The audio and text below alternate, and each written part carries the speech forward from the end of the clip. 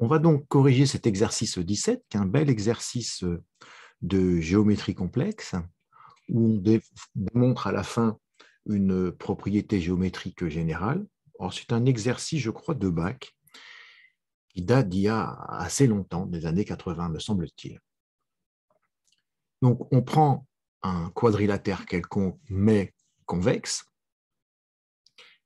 et à partir de ce quadrilatère, on va dessiner 4 points, M1, M2, M3, M4, de telle sorte que pour le point M1, on ait un triangle M1AB qui soit un triangle rectangle et isocèle, extérieur au quadrilatère.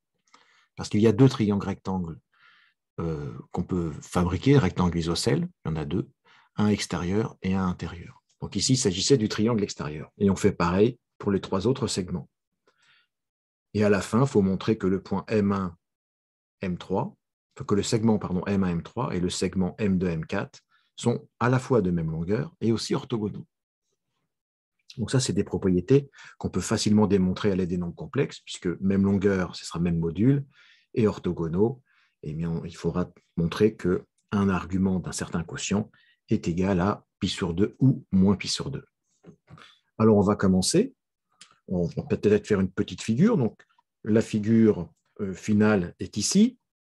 On peut expliquer comment tracer les points M1, M2, M3, M4.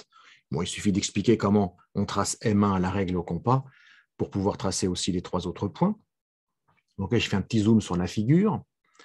Alors pour cela, on commence par tracer la médiatrice à la règle au compas du segment AB.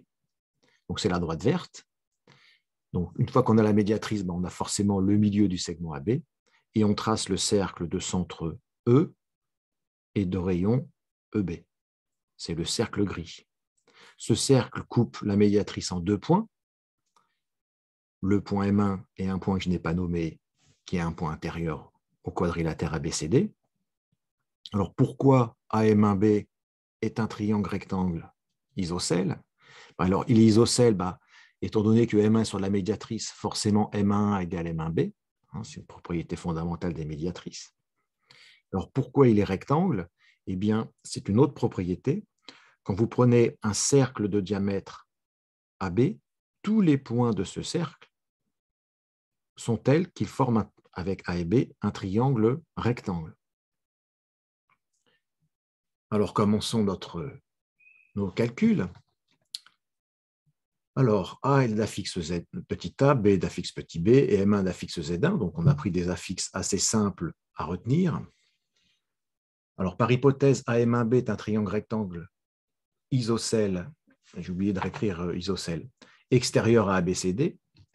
Donc on a l'égalité des longueurs, M1A avec M1B, et on a aussi l'angle M1A, l'angle de vecteur M1A, M1B, qui fait pi sur 2 à 2 pi près.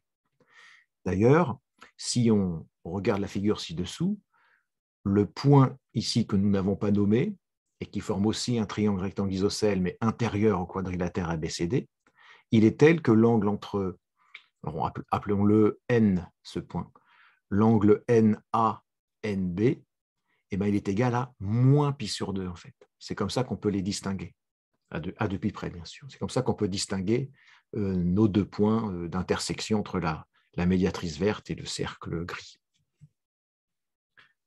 Voilà, donc là on a entièrement caractérisé notre point M1 avec la relation que nous avons écrite ici. Bien, on va passer au quotient. Donc M1B sur M1A égale 1. Donc bien sûr, M1A n'est pas nul par construction. Et nous avons donc toujours cette égalité entre les angles. Donc là, typiquement, on a une information sur un quotient et sur un angle de vecteur. Donc on va pouvoir passer au nombre complexe. On en déduit que le module de B-Z1 est divisé par A-Z1 fait 1 et qu'un argument de B-Z1 sur A-Z1 fait pi sur 2. Alors, on connaît le module qui vaut 1 et un argument qui vaut pi sur 2. Donc, mon module vaut 1, un de mes arguments vaut pi sur 2. Qui suis-je? Je suis 1 fois EI pi sur 2, comme c'est écrit. Et EI pi sur 2, nous savons tous que ça fait I. Il ne nous reste plus maintenant qu'à déterminer Z1 en fonction de A et B. Donc, il faut inverser cette relation. Donc, on va commencer par multiplier par A moins Z1. Et enfin, on va passer les Z1 à gauche et le reste à droite. Et quand on passe Z1 à gauche, on a moins Z1 plus IZ1. Donc, il faut mettre Z1 en facteur. Et une fois qu'on a mis Z1 en facteur, il n'y a plus qu'à diviser par moins A plus I. Alors, on pourrait s'arrêter là. Enfin, ce n'est pas très joli. Donc, on va multiplier numérateur et dénominateur par la quantité conjuguée moins 1 moins I pour nous donner donc 2 au dénominateur. 1 au carré plus 1 au carré.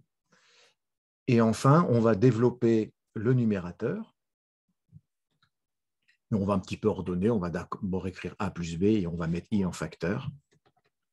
Et on obtient ceci. Bien. Alors, il faut quand même préciser quelque chose ici. Il faut se méfier de l'apparence des choses. A plus B sur 2 pourrait sembler être la partie réelle de Z1, mais il n'en est rien, parce que A et B sont deux nombres complexes. Donc, rien ne nous dit que A plus B soit un nombre réel. De même que B moins A aussi, ce n'est pas du tout, a priori, un nombre réel. Donc, il faut bien se garder de dire que la partie réelle de Z1 est A plus B sur 2 et sa partie imaginaire B moins A sur 2. Parce que si vous prenez des exemples pour A et B, vous prenez 3 plus 2i, et pour B, vous prenez 7 moins 5i, et vous verrez qu'en faisant la somme en divisant par 2, on obtient encore un nombre complexe. Donc, ce n'est pas du tout la partie réelle, mais on l'a écrit comme ça parce que c'était une belle écriture. On aurait pu garder l'écriture d'avant, mais là, bon, c'était joli. Mais enfin, il faut rappeler cette chose-là, c'est quand même important. Bien, maintenant, on va en déduire de la même façon les expressions de Z2, Z3, Z4 en fonction des affixes ABCD. Alors, c'est exactement le même exercice. Alors, on pourrait tout réécrire, tout refaire. Alors, on va faire une petite pirouette qui est quelque chose qu'on utilise souvent en mathématiques, puisque plutôt que de tout réécrire, on va dire en fait, on réécrit tout en remplaçant la lettre A par la lettre B, la lettre M1 par la lettre M2, la lettre B par la lettre C, puisque nous avons les mêmes hypothèses. Donc, ceci nous permet de reprendre tout ce qu'on a vu. Donc, on a dit qu'on remplaçait A par B, donc petit a par petit b. On remplace M1 par M2, donc on remplace Z1 par Z2, et on remplace B par C, donc on remplace petit b par petit c, ce qui nous donne cette relation pour Z2. Et on refait exactement la même chose pour Z3 et Z4. Donc, et de la même façon, donc là on va encore plus vite, hein, on le fait de tête presque, hein, et on donne donc les deux relations suivantes. Alors on est content, maintenant on a les affixes Z1, Z2, Z3, Z4 en fonction de ABCD. On peut passer à la dernière question. Il n'y avait que 3 questions. Hein. Alors on va montrer donc que ces segments ont même longueur et sont orthogonaux. Alors qu'est-ce que ça veut dire orthogonaux et de même longueur? On va le traduire ceci par quelque chose de très simple, même longueur, donc M1, M3 égale M2, M4. Et l'angle entre M1, M3 et M2, M4 égale pi sur 2. Alors j'ai marqué à pi près, parce qu'orthogonaux, ça peut être un angle, un angle orienté de pi sur 2 ou de moins pi sur 2 à 2 pi près. Donc, ça nous donne de façon générale un angle de pi sur 2 à pi près. Alors, traduisons ceci avec les nombres complexes. Donc, bien sûr, on va passer au quotient. Hein, le quotient M2, M4 sur M1, M3, le quotient des longueurs vaut 1. Donc, ce module-là vaut 1, le module de Z4 moins Z2 sur Z3 moins Z1. Et le fait d'avoir cet angle qui vaut pi sur 2 à pi près nous donne que l'argument du même quotient vaut pi sur 2 et toujours à pi près. Alors, qu'est-ce que ça signifie? Donc, ça, c'est ce qu'on veut démontrer. Hein. Je ne dis pas qu'on l'a encore. C'est juste que je prépare les choses pour arriver au calcul que nous allons effectuer. Donc, ça, c'est la même chose que de dire que ce quotient vaut EI pi sur 2 ou E moins I pi sur 2. Effectivement, on a un nombre complexe de module 1 et d'arguments pi sur 2 ou un nombre complexe de module 1 et d'arguments moins pi sur 2. Donc, ce quotient, il vaut 1 EI pi sur 2 ou 1 E moins I pi sur 2. Donc, ce qui est écrit ici. Et bien sûr, EI pi sur 2, c'est I. E moins I pi sur 2, c'est moins I. Donc, ça revient à dire qu'il faut avoir cette relation ou celle-là. Si on a une des deux, on pourra affirmer tout de suite que les segments sont M1, M3 et M2, M4 sont orthogonaux et de même longueur. Donc, le but du jeu, c'est de calculer ce quotient et de montrer que ça fait I ou moins I, tout simplement. Alors, c'est assez simple à faire, c'est un peu calculatoire, mais ce n'est pas très difficile. Donc, on va calculer ce quotient. Donc, bien sûr, on va utiliser les questions précédentes. C'est à ce moment-là qu'elles sont utiles. On va remplacer Z4 par le résultat que nous avons trouvé tout à l'heure. Pareil pour Z2, Z3 et Z1. Donc, ça nous donne un grand quotient, assez moche. Donc, on va commencer par peut-être virer les dénominateurs 2, là, ce qui nous donne cette expression. On va un petit peu développer numérateur et dénominateur pour regrouper, alors pas la partie réelle et la partie imaginaire, mais la partie sans les i et la partie avec les i.